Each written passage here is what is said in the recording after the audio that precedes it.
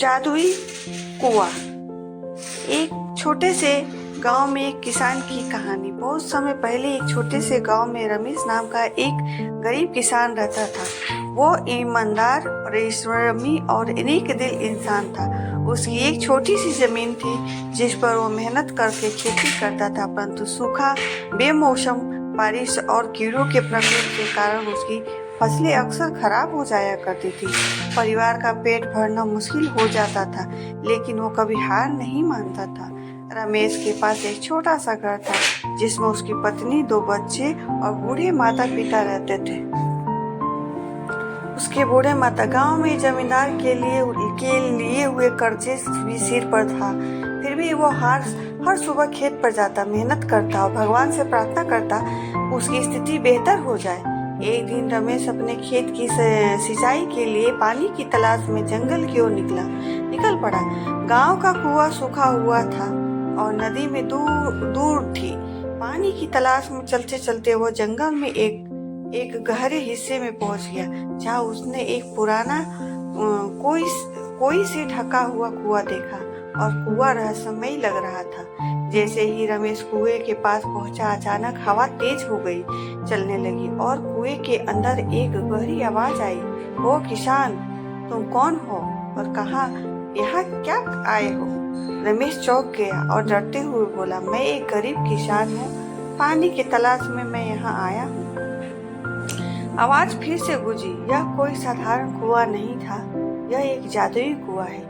जो भी इस कुएं में सच्चे मन से कुछ मांगता है तो उसे वह चीज अवश्य मिलती है, लेकिन यह देखना जो भी है मांगो वह तुम्हारे श्रम और ईमानदारी से मेल खाना चाहिए। रमेश को और अपनी किस्मत पर यकीन नहीं हो रहा था, जिसने झिझकते हुए कहा, मुझे आपसे खेत के लिए अपनी पानी चाहिए ताकि मैं अच्छी फसल उगा सकूं और अपने परिवार का पालन पोषण कर सकूं।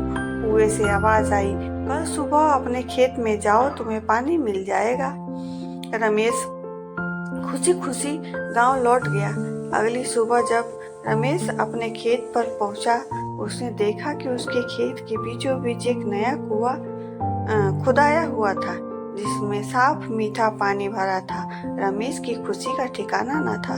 उसने पूरे गांव को यह बात बताई, लेकिन किसी ने उसकी बात पर विश्वास नहीं किया। जब रमेश की मेहनत रंग लाने लगी तो उसकी फसलें से बेहतर उगने लगी। कुछ भी सालों से वो गांव में सबसे समृद्धि और किसान बन गया। उसने अपना कर्ज चुका दिया, अपने बच्चों को अच्छी शिक्षा दिलाई और गांव के अन्य किसानों की मदद करने लगा। गांव के जमींदार और कुछ अन्य लोग रमेश की सफलता से जलने लगे। उन्होंने सोचा कि जरूर कोई खजाना रमेश को मिला है। उन्होंने रमेश से सच्चाई जानने की कोशिश की, लेकिन रमेश केवल इतना कहा, मेहनत और ईमानदारी से सब कुछ संभाला है। एक दिन गांव के कुछ लालची लोग जंगल में उस जादुई कुएं की तलाश में निकल पड़े। जब वो वहां पहुंचे तो कुएं से वही आवाज आई, जो भी मांगोगे वही मिलेगा, लेकिन याद रखना, मांगना वही करना जो तुम्हारे श्रम और ईमानदारी से मेल खाता हो। जमींदार ने सोना चांदी की मांग कर दी। कुएं ने कहा, कल सुबह तुम्हारी मांगे हुई चीज मिल जाएगी। अगली सुबह जमींदार उसके साथ यह देखकर दंग रह गया कि उनके खेत में सिर्फ पत्थर बिखरे हुए थे। कुएं की शक्ति अनेक लालच को पहचान गई और उन्होंने उसकी नीयत के अनुसार ही इनाम दे दिया। रमेश को यह देखकर एहसास हुआ कि जादुई कुआं केवल उन्हीं की मदद करता है जो मेहनती और ईमानदार होते हैं। उसने गांव वाले को यह सिखाया कि सच्ची सफलता का रहस्य केवल परिश्रम और सच्चाई में है। धीरे धीरे गांव के अन्य लोग किसी की रमेश के प्रेरित होकर मेहनत करने लगे। गांव में खुशहाली और आ गई और कोई भी गरीब नहीं था। जमींदार भी अपनी गलती समझ गया और अपनी जमीन किसानों में बांट दी। कहानी से ये सीख मिलती है।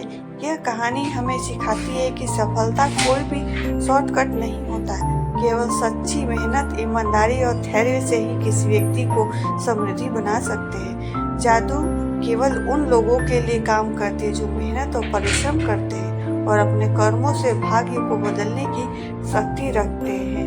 ये कहानी से यही सीख मिलती है